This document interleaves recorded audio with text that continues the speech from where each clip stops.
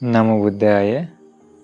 आज हम आप लोगों को एक छोटा सा और एक सुंदर सा एवं जीवन के लिए अत्यंत उपयोगी महत्वपूर्ण एक मैं कारण बता दूंगा।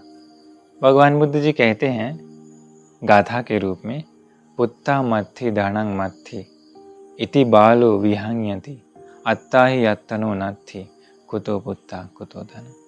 इस दुनिया के लोग सोचते हैं कि यह मेरा पुत्र है, यह मेरा धन है, यह मेरी संपत्ति है, ये मेरा जायदाद है। ऐसा सोचते हैं। पाली में कहते हैं उसको पुत्ता मत्ति धनंग मत्ति इति बालो विहंयति। अज्ञानी लोग हमेशा ऐसे सोचते हैं कि मेरे पास ये है, मेरे पास ये है, मेरे पास ये है, ऐसा ऐसा। परंतु भगवान बुद्ध जी कहते हैं अत्ता ही अत्तनो नत्थि कुतो पुत्ता कुतो धनम। भगवान बुद्ध जी कहते हैं कि खुद भी खुद का नहीं है। कहते हैं खुद भी खुद का नहीं है, अर्थात यह शरीर भी अपना कंट्रोल में नहीं रहता है ना। समय के साथ यह शरीर बीमार पड़ जाता है। समय के साथ इस शरीर को हम लोग अपना कंट्रोल में नहीं रख सकते हैं। चाहते हैं कि बीमार ना हो, शरीर में कष्ट परेशानी ना आए, फिर भी आता है। और अंत में क्या होता है, यह शरीर खुद को ही धोखा दे देता है, अर्थात जीवन चला जाता है और मौत आ जाती है, मृत्यु आ जाती है। तो कहते हैं अत्ता ही अत्तो नत्थि, खुद का भी खुद नहीं है तो कहाँ से उसका पुत्र और कहाँ से उसका धन होगा। ये कितना सत्य बात है ना। लोग कितना इस दुनिया में उन्हीं चीज़ों में फंसे रहते हैं। सोचते हैं मेरे पास ये है, मेरे पास गाड़ी है, मेरे पास बंगला है, और उन्हीं के कारण बहुत बार लोग गलत कार्य को भी करने लगते हैं। परंतु भगवान बुद्ध जी कहते हैं यह शरीर खुद का भी नहीं है। इसलिए एक चीज़ जीवन में आदत लगा लीजिए, सुंदर जीवन के लिए, सुखी जीवन के लिए। भगवान बुद्ध जी कहते हैं अभी ये सब होना गलत नहीं है। हो सकता है किसी के पास पुण्य के आधार पर किसी को हो सकता है, किंतु उसमें लोग बंधन बन कर रखते हैं, मतलब उन चीज़ों में अटैच रहते हैं। अटैच रहने के कारण होता क्या है, समय के साथ अचानक कभी कभी उन सारी चीज़ों को छोड़ना पड़ जाता है। कभी कभी ऐसी स्थिति आती है जिसके कारण वो सब जुदा हो जाता है, तो साधारण इंसान सह नहीं पाता है। बहुत बार वो डिप्रेशन में चला जाता है। ऐसे हमें कितने सारे लोग मिले हैं जिन लोगों का फैमिली या कुछ होने के बाद उन लोगों को अप्रमाण दुख मिल जाता है। तो भगवान मुझे एक बहुत ही सुंदर बात बताएं। देखिए, कमल का पत्ता देखे होंगे, कमल के पत्ते पर पानी की बूंद डालने पर वह पानी कभी भी उस कमल के पत्ते से चिपकता नहीं है, साथ में रहता है, लेकिन कमल का पत्ता को ऐसे टेढ़ा करते ही पानी नीचे गिर जाता है।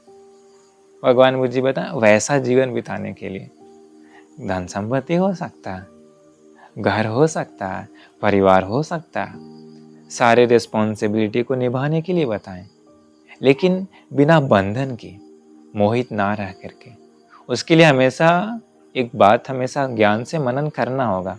पता है क्या, हमेशा यह मनन करने के लिए भगवान बुद्धि बताएं कि हम सभी लोग इस दुनिया में जितना भी प्रिय लोग हैं उन लोगों से एक न एक दिन जुदा हो जाएंगे।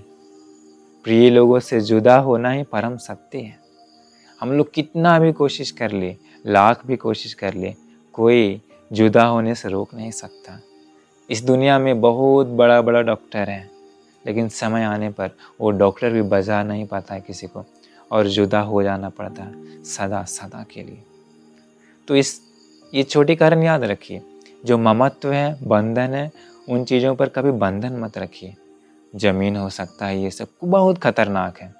अतीत में देखिए, एक सेठ था अतीत में, भगवान मुझे बताएं जातक कथाओं में, कि उसी सेठ के पास 60 करोड़ का धन था। 60 करोड़ का धन वह एक नदी के किनारे छिपा देता है। नदी के किनारे उसका मृत्यु होता है। मृत्यु होता है तो पता है कैसे, मोह के साथ, ममत्व के साथ। उन धन संपत्ति पर ममत्व के साथ मृत्यु होने के बाद उसका जन्म पता है कहाँ होता है?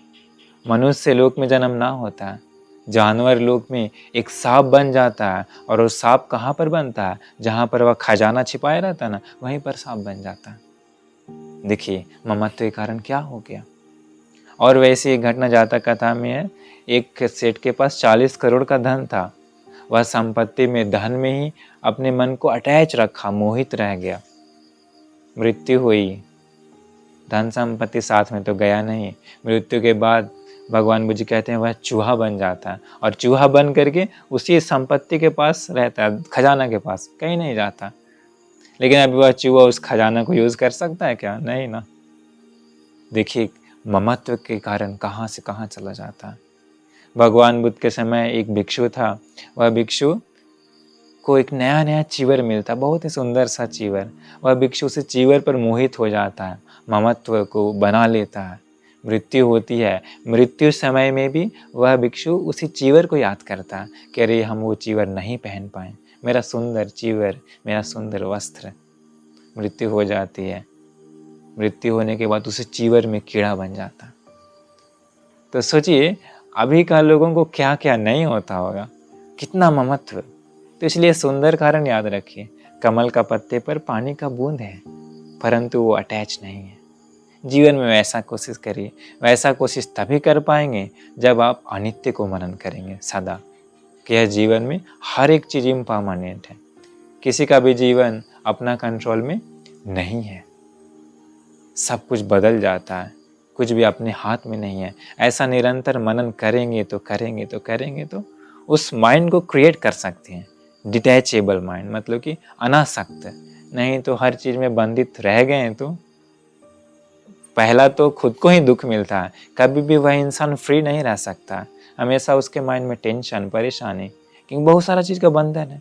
अगर बंधन नहीं है तो एकदम खुला आसमान की तरह, पक्षी की तरह आसमान में उड़ जाता है, कोई टेंशन नहीं, कोई बंधन नहीं।